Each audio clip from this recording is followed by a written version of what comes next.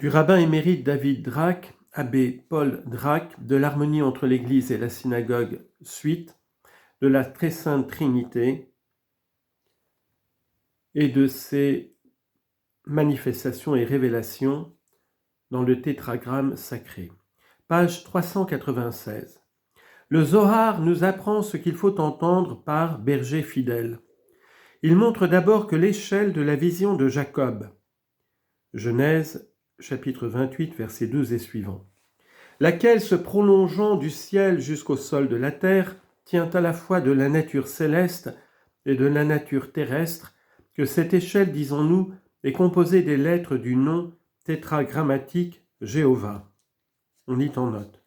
Le Zohar entre ici dans le détail de la valeur numérique identique des lettres du mot Selem, échelle, et des 4 lettres de Jéhovah écrites en plein. Nous ne jugeons pas nécessaire de fatiguer le lecteur de tous ces calculs. Fin de note. Que ce mystère est renfermé dans le verset d'Isaïe, chapitre 19, verset 1.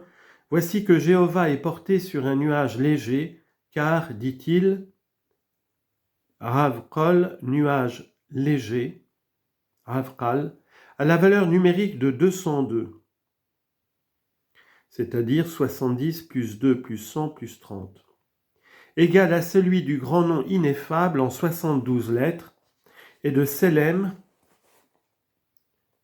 nom ineffable 72, plus Selem, 60 plus 30 plus 40 égale 202. Puis il ajoute, le mot bar, fils, renferme également le nombre 202. C'est toi, ô fils, ô berger fidèle, qui est l'objet de ces paroles du psalmiste, chapitre 2, verset 12, adorez le Fils. Et tu es le docteur d'Israël, docteur sur la terre, fils dans le ciel. On lit en note, Rav, docteur, retournez les lettres, cela donne bar, qui veut dire fils. Fin de note. Fils de Dieu saint, béni soit-il et gloire divine de la grâce, le Messie, fils de Joseph, en vue de qui il a été prononcé, Jéhovah a ôté ton péché, tu ne mourras pas. Deuxième livre de Samuel, chapitre 12, verset 13. Et par les mérites de qui David a obtenu la rémission de son péché, à savoir l'adultère avec Bethsadée et le meurtre de son mari.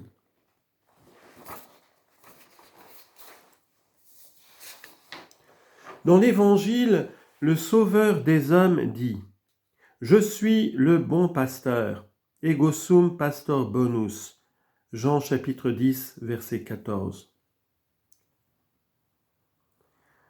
4. Midrash route du Zohar Hadash, folio 59, colonne 1. Le très saint béni soit-il a créé l'homme dans le monde et a mis en lui son nom, Jéhovah, à savoir Yod, âme de l'âme, He, âme, Vav, esprit, He, second, âme humaine. Il leur a prêté ces dénominations Yod, He, père et mère, Vav, He, fils et fille. 5. Le même folio 65, colonne 3, vient et considère que, de même qu'il y a dans l'homme les quatre lettres de Jéhovah, elles sont aussi dans l'essence de Dieu. Telles sont les 4 lettres sacrées qui sont nommées Adam, et au sujet desquelles l'Écriture dit « Et Dieu créa l'homme, Ha-Adam, à son image ». Du Yod résulte la crainte du Seigneur des Seigneurs, je veux dire que l'homme doit le craindre. Du He résulte la réconciliation de l'homme. Du Vav résulte pour l'homme la fidélité à la loi sainte. Du He, second, résultent les œuvres méritoires et l'éloignement du péché. Qui ne voit ici les opérations que nous attribuons spécialement à chacune des personnes de la très sainte Trinité et au Sauveur qui est le Verbe fait chair, autrement le He premier se faisant He second. Tikkunim du Zohar Hadash 6, folio 76, colonne 4. La configuration du Yod, composée d'un point ayant un petit trait par le haut et un petit trait par le bas, représente la couronne suprême qui est dans le ciel. Celle-ci renferme 3 nœuds ainsi disposés, sous la forme d'un triangle, auxquels se rapportent les lettres du tétragrammaton Yod He Vav He, 3 fois répétées dans la bénédiction sacerdotale. 7. Tikkun Zohar, folio 15, verso. La divinité renferme de ce qui est au ciel et de ce qui est sur la terre. Elle est le fruit de l'arbre de la vie par le Yod, le tronc de l'arbre par le Vav, les branches par le He céleste, la racine par le He terrestre. Ceci est l'arbre que Dieu a planté par la vertu du nom de Jéhovah dans le jardin d'Éden. C'est aussi l'Adam au sujet duquel il est écrit, Genèse chapitre 2 verset 8, « Et Jéhovah Dieu planta un jardin dans Éden, du côté de l'Orient, et il y plaça l'Adam qu'il avait formé, à savoir l'Adam formé du nom ineffable, Yod He Vav He, et qui se compose de ce qui est dans le ciel et de ce qui est sur la terre. » 8. Zohar, première partie, folio 30, colonne 118. Rabbi Juda dit, il y a 2 He, l'un céleste, l'autre terrestre, et c'est toujours la même personne.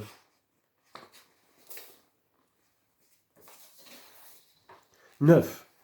Les Tikkuné Zohar, folio 4, verso, enseignent également que le 2e He, 4e lettre du tétragrammaton, désigne Dieu incarné. Le He, 4e lettre, disent-ils, est dans la divinité sur terre. Il complète le nom ineffable tétragrammatique.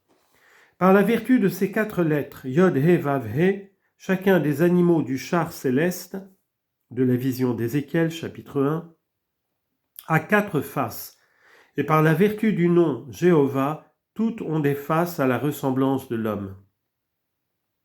10. Les mêmes, folio 28 verso, lorsque le Vav s'unira au 2e He, on verra l'accomplissement de ce qui est écrit, Genèse 2, 24, l'homme quittera son père et sa mère et s'unira à sa femme, et ils seront une seule substance. C'est alors que Jéhovah sera un. On lit en note, tous reconnaîtront que, bien qu'en 3 personnes, Dieu est un. Fin de note. Et que son nom sera un. Et le Messie sera couronné sur la terre et sa renommée se répandra dans le monde entier. D'après ce qui a été dit plus haut, le sens est le Vav qui est mâle et qui désigne le Saint-Esprit quittera son père, le Yod, qui est la première hypostase, et sa mère, le premier He, qui est le Verbe éternel, c'est-à-dire descendra sur la terre. Confère Luc chapitre 1 verset 35, l'Esprit Saint viendra sur toi, il te couvrira de son ombre. L'Esprit Saint viendra sur toi et la puissance du Très-Haut te couvrira de son ombre. Et il s'unira à sa femme, le 2e He qui est l'humanité de notre Seigneur Jésus-Christ, et ils seront une seule substance. Cette tradition antique établissait que le Messie devait être la personne dans laquelle s'uniraient hypostatiquement la divinité et l'humanité. Si les termes n'en sont pas tout à fait clairs et n'offrent pas la précision que nos théologiens catholiques observent dans leur définition, il ne faut pas perdre de vue que cette tradition remonte à une époque antérieure, au temps où le mystère de l'incarnation cessa d'être un secret pour le peuple, comme s'exprime Rabbi Juda le Nassi et Rabbi Moshe Hadarshan. Saint Augustin explique ces paroles de la Genèse à peu près comme notre livre du Zohar, mais d'une manière plus exacte. Item, dit-il, de Christi gemina Dei hominisque substantia et erunt inquit duo incarne una id est Deus et homo unus Christus. 11.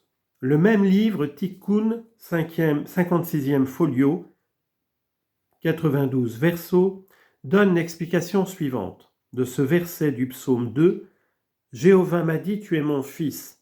Dans le nom tétragrammatique, Yod est le père, He la mère, Vav le fils, He second la fille. 12. Sur ce verset du Deutéronome 4, 6. Vous observerez les lois et les accomplirez, car c'est en cela que vous ferez paraître votre sagesse et votre intelligence devant les peuples. Les mêmes tikkunim font ce commentaire, vous observerez, c'est vav he. Car c'est votre sagesse et votre intelligence, c'est yod he second. Et où se confondent ce père,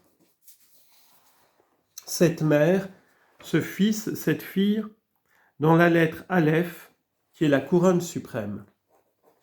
Pour l'intelligence de ce passage, nous devons faire remarquer que, d'après les kabbalistes, le suprême nombre triple est contenu dans le mystère de la lettre Aleph, dont la figure offre à l'œil deux yod, réunis par une ligne transversale. Il place dans le corps de ce caractère les 4 lettres du nom ineffable de la manière suivante. Page 401. Ce caractère se partage en 2 figures. La première représente la majesté divine comme simple pensée. Elle comprend alors le He premier avec les 2 autres lettres. La seconde figure représente la majesté divine dans le juste éternel quand il fait entendre sa voix aux hommes. On lit en note, c'est ce qu'ils appellent la fille de la voix. La divinité sur la terre. Fin de note. Cette figure comprend le He second avec les 2 autres lettres.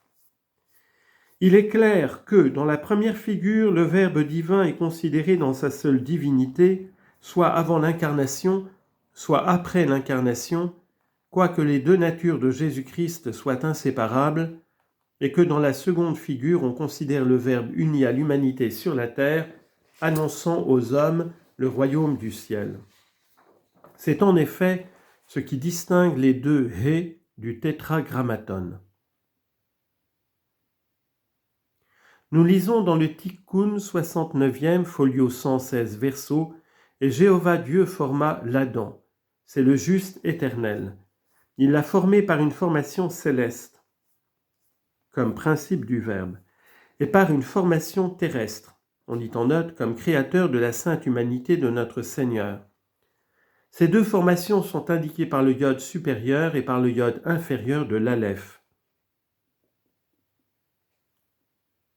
Aleph, est-il dit dans le livre Raziel, c'est le très saint béni soit-il, et il est le premier et le dernier de toutes choses.